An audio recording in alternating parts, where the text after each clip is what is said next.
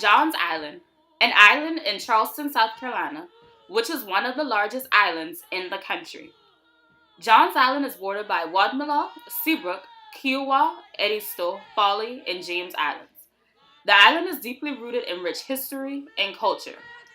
Johns Island, which is a part of the Sea Islands, is well known for the Gullah Geechee culture, a unique culture that is rich in language, arts, music, food, and most importantly, spiritual expression.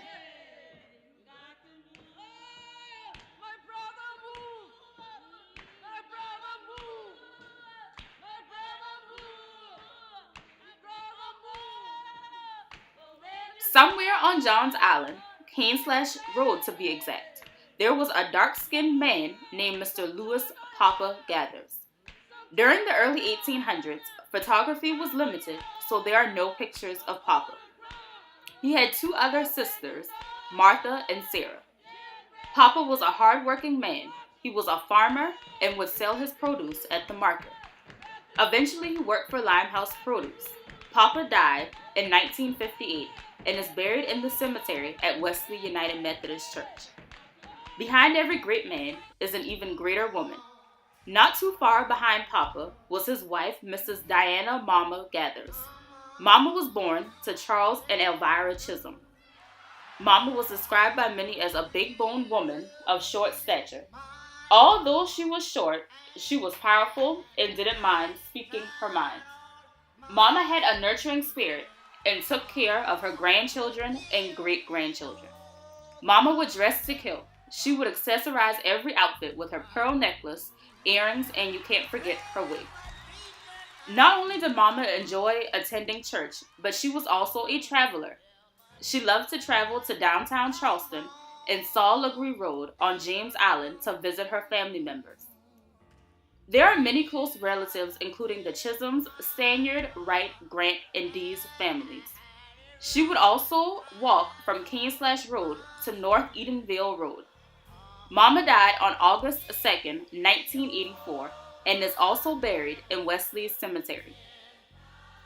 Mama's father, Charles, was a slave and fought on horseback. Charles and Mama's brother Frank purchased 15 acres of land on Slash Road. During that time, Slash was known as Whaley because it was owned by the Whaley family. A few years later, Frank purchased an additional 15 acres of land in the same area. This property is still home to various family members. The legacy of Lewis and Diana continued to live on through their daughter, Mrs. Ella Bessie Gathers Pinckney, a woman of justice, peace, and most importantly, a woman of God. She was a quiet woman, but she knew how to get the job done.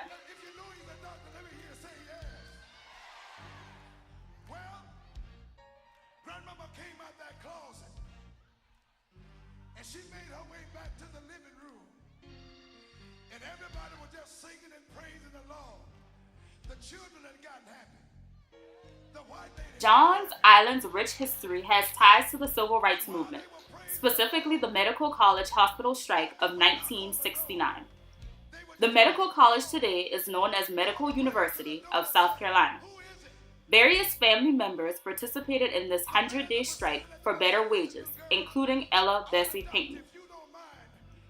Johns Island has a unique educational history. There were several schoolhouses on Johns Island.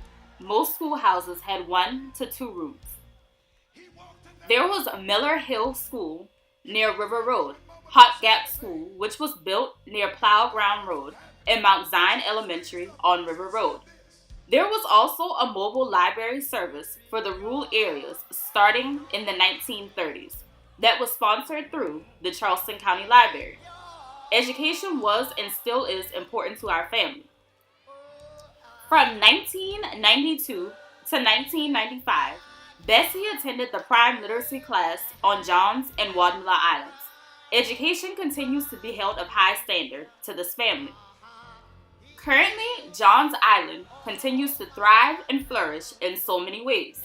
The island is still home to a good portion of our family, and we have family members who still live on Slash Road.